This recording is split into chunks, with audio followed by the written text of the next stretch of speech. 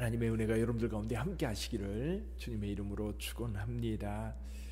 여러분, 사도 바울이 1차 전도 여행에 루트가 있어요. 가는 길이 있고 2차 전도 여행도 그렇습니다. 수리아의 안디옥을 떠나서 바울이 신라와 함께 육로를 따라서 예전에 1차 전도 여행 때 복음을 전했던 그곳으로 갑니다. 그 중간에 다소라고 하는 곳이 있어요. 다소는 사도 바울의 고향이지요.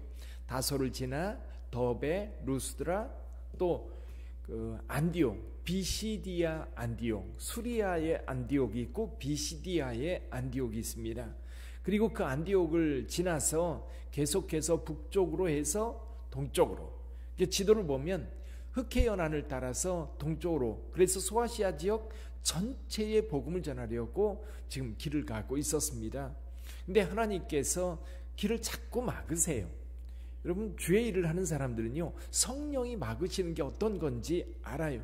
뭐라고 설명할 수는 없는데 이게 묘하게 일이 잘 안 되거나 또는 어떤 다른 길들이 열리고 한쪽은 막히는 그런 경우를 경험하게 되는데, 바울이 그런 경험을 통해서 이 드로아라고 하는 곳까지 갑니다. 드로아에서 환상 중에 마케도냐 사람이 건너와서 우리를 도우라, 이 환상을 보고 주께서 부르시는 줄 알고 배를 타고 네아폴리 내려서 그 너머에 있는 빌립보라고 하는 큰 도시에 가서 복음을 전했지요. 근데 이 빌립보에서 복음을 전하다가 갑자기 떠나게 되었어요. 떠나게 된 결정적인 이유가 이 귀신 들린, 저 많은 귀신 들린 여자 종이 바울로부터 이 귀신이 쫓겨나면서 멀쩡하게 되었거든요. 이것 때문에 이 여종의 주인이 이 수입의 소망이 끊어진 것을 알고 바울과 실라를 이제 고소해서 결국 구속되는 일이 있었지요. 그때 매를 맞고 감옥에 갇혀 있는 중에 지진이 일어나면서 착고가 풀리고 감옥문이 다 열리는 이런 기적이 일어나지요. 이로 인하여서 간수가 예수를 믿게 됩니다. 근데 이 사건으로 인하여서 바울이 빌립보 성을 떠나게 됩니다. 떠나서 오늘 본문의 말씀에 보니까 암비볼리, 아볼로니아를 지나서 어디까지 가요? 데살로니가라고 하는 곳까지 갑니다. 지금 현재는 이 데살로니가라고 하는 도시가 지금 이 그리스의 두 번째 도시입니다. 아덴이라고 하는 아테네가 제일 큰 도시고, 그리고 두 번째로 큰 도시가 바로 여기 데살로니가입니다. 데살로니가는 지금까지, 그러니까 벌써 2000년이 훨씬 넘는 기원전 300년경에 이 도시가 만들어졌다고 합니다. 원래는 카산드라라고 하는 사람이 있었는데요. 카산드라가 누구냐면 이 알렉산더 대왕이 죽고 이 전체 나라를 네 나라로 나누어요. 네 나라로 나누면서 그 중에 한 사람, 이 카산드라라고 하는 사람에게 이 마케도냐, 원래 알렉산더가 마케도냐 출신이에요. 근데 이 카산드라가 누구하고 결혼하냐면 알렉산더의 누이하고 결혼을 합니다. 그래서 그 누이의 이름이 이 데살로니가예요. 데살로니가여서 그 도시 이름을 데살로니가로 짓습니다. 그러면서 이 마케도니아의 수도가 되어서 오랜 시간 이제 전통적으로 내려오게 되었지요. 이게 데살로니가는 항구 도시면서 이 항구 도시에는 늘 유대인 회당이 있었어요.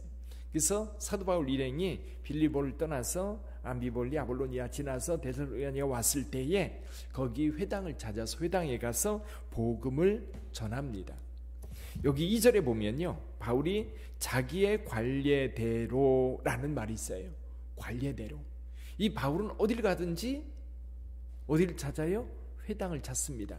그리고 안식일 되면 반드시 회당에 가서 같이 예배를 드리면서 그들에게 성경을 가르쳤던 거죠.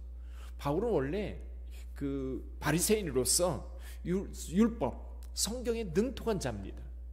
그런데 이 성경에 대해서 구약성경이, 우리가 가지고 있는 성경 가운데 구약성경이죠. 토라나 또는 예언서 또는 성문서 이렇게 구성된 구약성경에 능통한 사람이기 때문에 이 구약성경을 가지고 예수 그리스도를 전하는 거예요. 구약에 예언된 말씀들을 가지고 여기 예언된 것이 바로 예수 그리스도를 가리키는 거다, 설명을 하면서 그들에게 가르쳤던 겁니다. 그래서 3절에 보면 뜻을 풀어 그리스도가 해를 받고 죽은 자 가운데에서 다시 살아나야 할 것을 증언하고 이르되 내가 너희에게 전하는 이 예수가 곧 그리스도다. 이 예수가 곧 그리스도다. 예를 들면 이사야서 53장 고난의 종에 대한 이야기를 하면서 그 고난의 종, 그가 누구냐면 우리가 생각하는 것은 그가 그리스도인데 그 그리스도가 바로 예수다. 그 그리스도가 바로 예수다. 그러니까 유대인들은 성경을 알고 있기 때문에 그 성경에서 말씀하고 있는 내용들을 해석해주고 그리고 그 내용에 등장하는 인물이 바로 예수다. 이렇게 증언할 때 어떤 사람들은 받아들이고 어떤 사람들은 거부했어요. 4절에 보면 그 중에 어떤 사람 곧 경건한 헬라인의 큰 무리와 적지 않은 귀부인도 고난을 받고 바울과 실라를 따르더라. 여러분 복음을 전하면 언제든지요 그 가운데에 예수 믿는 사람이 있어요. 복음을 받아들이는 사람이 있어요. 예비된 사람이 있다는 거예요.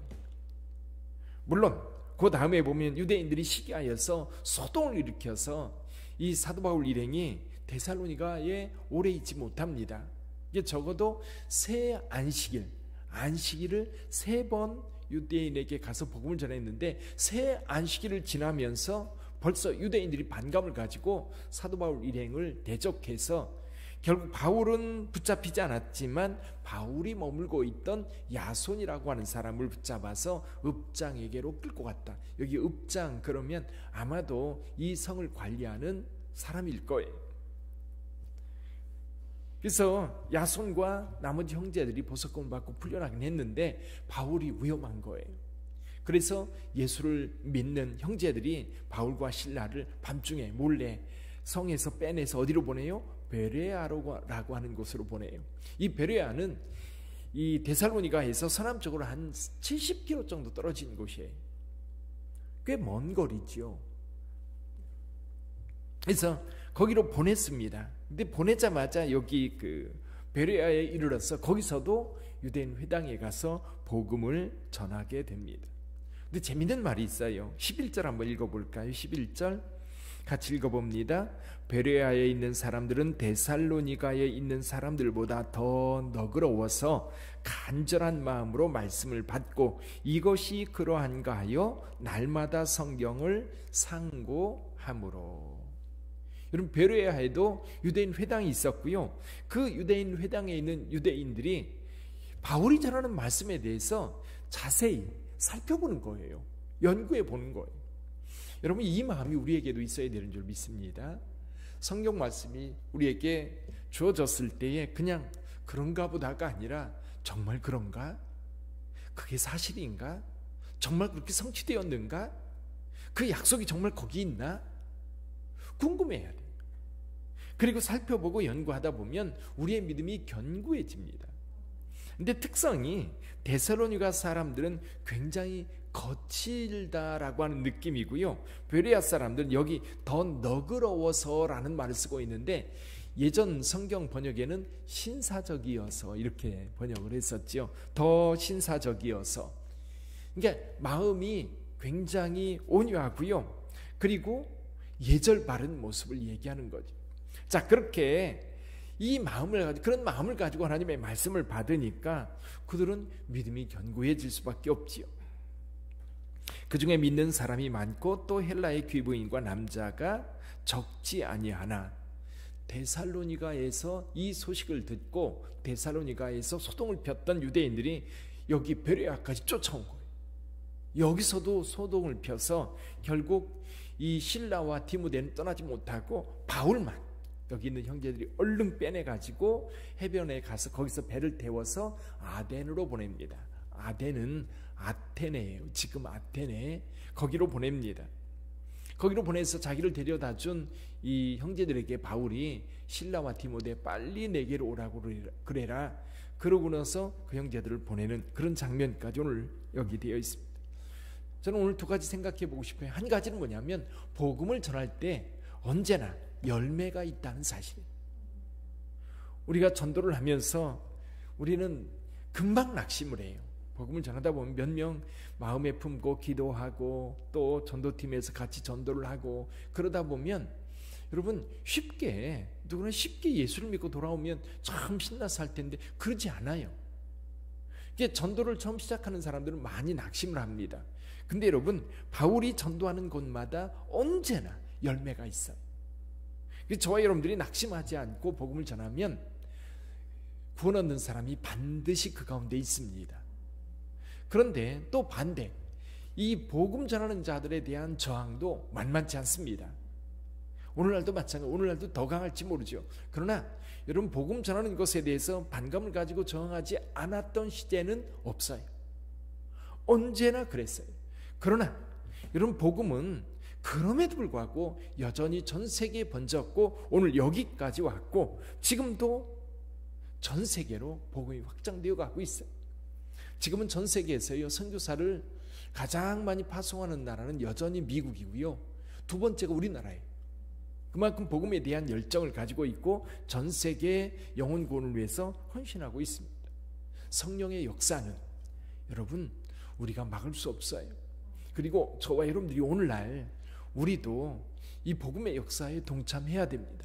전도하고 복음을 전하고 또 기도하고 만나는 사람들에게 예수를 전하면 반드시 그 가운데 숨겨진 구원받은 자들이 받을 자들이 있어요. 낙심치 말고 복음을 전하는 저와 여러분들이 되기를 바랍니다.